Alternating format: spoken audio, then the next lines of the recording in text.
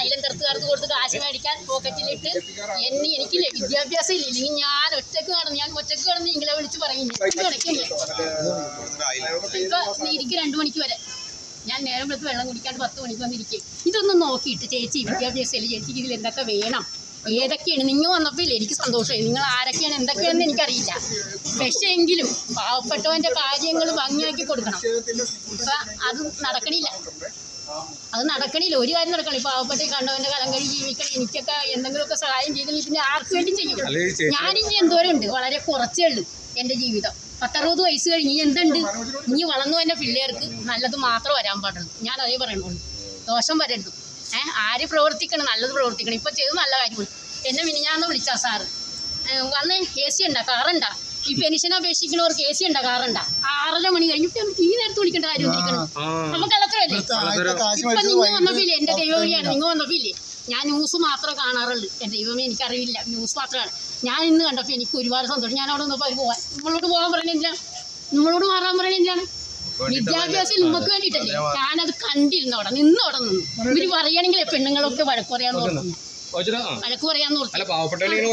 പിന്നെ ഇല്ലേ അതെല്ലാം ചോദിച്ചു മേടിക്കും പൈസ, ചോദിച്ചു. അതായത് ചേച്ചി ഇപ്പൊ 1000 കൊടുത്ത് പറഞ്ഞില്ലേ, അതാണ് ഇവിടുത്തെ അവസ്ഥ.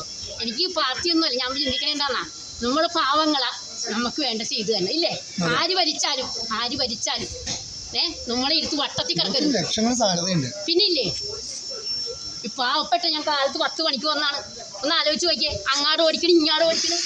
അവർക്ക് സമയമില്ല നമ്മളെ നോക്കാൻ. പാവപ്പെട്ട എന്നെ അതെ ചേച്ചി ഇന്ന പേപ്പർ വേണം, ചേച്ചി ഇന്നത് കൊണ്ടുപോവാ എന്ന് പറഞ്ഞാൽ പോരെ.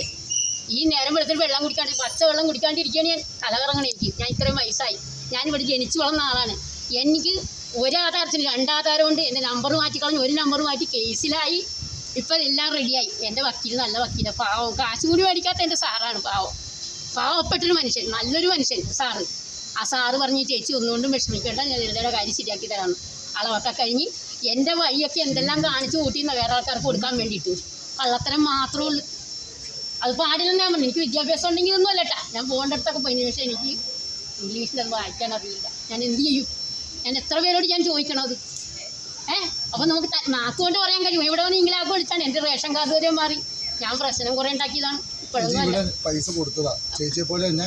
വൈകിട്ട് 6 മണിക്ക് ശേഷം ആ ചേച്ചിയെ വിളിച്ചത്. 5 മണി കഴിഞ്ഞു. എന്നിട്ട് പൈസ കുറഞ്ഞു പോയി. ഞാൻ ഷെഡ് വരക്കേ അപ്പൊ എന്നോട് എല്ലാവരും പറയും ഷെഡ് വരക്ക് അവിടെ കണ്ടല്ലോ. ഇപ്പൊ എനിക്ക് 3500 രൂപ കുടിശ്ശിക വന്നിരിക്കുക. അക്ഷയ പറയുന്നത് സെക്രട്ടറി പേരിലെ കിടക്കണിയല്ല. എൻ്റെ വീട് സ്ഥലം എൻ്റെ പേരിൽ ഇങ്ങനെയും പലതരത്തിലൊക്കെ പറയുന്നത് അറിയില്ല. സാറുമാരെയൊന്നും ഞാൻ കണ്ടിട്ടില്ല. എനിക്കറിയില്ല ഇതിനെക്കുറിച്ച് എന്താണ് ഏതാണെന്നൊന്നും എനിക്കറിയില്ല. അപ്പം നിങ്ങൾ വന്നപ്പോൾ എനിക്ക് സന്തോഷമായി. ശരിയാക്കി കിട്ടിയിട്ടില്ല. പെൻഷൻ അപേക്ഷിക്കാനുള്ളതാണ്. അതിപ്പോൾ ഇനി എന്തൊക്കെ വേണമെന്ന് ഇവരോടൊന്ന് ചോദിക്കണേ.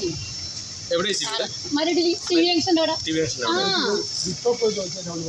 എവിടെ പറയണു സാറേ? ഞാനിപ്പോൾ പറഞ്ഞു എനിക്കില്ലേ നടന്നില്ലെങ്കിലും കുഴപ്പമില്ല സാറേ, എനിക്ക് നടന്നില്ലെങ്കിലും കുഴപ്പമില്ല. എനിക്ക് നിങ്ങളോട് പറയാൻ പറ്റും. മുരളി പാവമാണ്. മുരളി ഇന്ന് ഇല്ല. ഞങ്ങൾക്ക് ചേച്ചി പോയിട്ട് മുരളിയോട് പറ, ചെയ്തു തരട്ടെ. പുള്ളി വരുമ്പോൾ ചെയ്യാണ്ടിരിക്കാൻ പറ്റൂല. മുരളിയാ ചെയ്ത് തന്നെ ഭർത്താവിന്റെയാണ്. അപ്പൊ എന്നോട് വരണ്ടി ഉണ്ടായി. അപ്പൊ എന്നെ വിളിപ്പിച്ചപ്പോ എന്നെ 6:30 സാർ വിളിച്ചത്. അപ്പൊ 6:30 വിളിച്ചു. ആ കാറുണ്ടാ AC ഉണ്ടാകും. കാറും AC ഉള്ള ഞാൻ എന്തിനു ഇവിടെ വന്നി പെൻഷൻ? എന്തോരം പേർക്ക് കൊടുക്കുന്നുണ്ട്? എന്തോരം പേർക്ക് കൊടുക്കണം? പാവപ്പെട്ടവനാണ് ഇവര് നിഷേധിക്കുന്നത്. എല്ലാവരുടെയും കലം കഴുകി ജീവിക്കണം. പാവം ആ ചേച്ചിക്ക് ഒരു കൈ ഇതാക്കിയാൽ മതി. കിട്ടിക്കോട്ടെ. 2500 മേടിക്കാൻ ഞാൻ ഉണ്ടാവുമെന്ന് 2 മണി കഴിക്കുന്നു. അവർക്ക് ചോറൊക്കെ തിന്നണ്ടേ? നമ്മ പാവങ്ങൾ ഒന്നും വേണ്ട. അവിടുത്തെ മെമ്പർ മുരളിയോട് മുരളിയോട് പറഞ്ഞാൽ മതി. ആത്മാർത്ഥയോടുകൂടി ചെയ്യും. ഈ അമ്പലമണികൾ ഒടുക്കത്തെ തീറ്റാണ് ആൾക്കാരെ പറ്റി അല്ലേ? നിങ്ങളിത് ഓൺലൈൻ അപേക്ഷിച്ചല്ലേ? പക്ഷേ എന്തൊക്കെ വേണം അത് കൗൺസിലറിനെ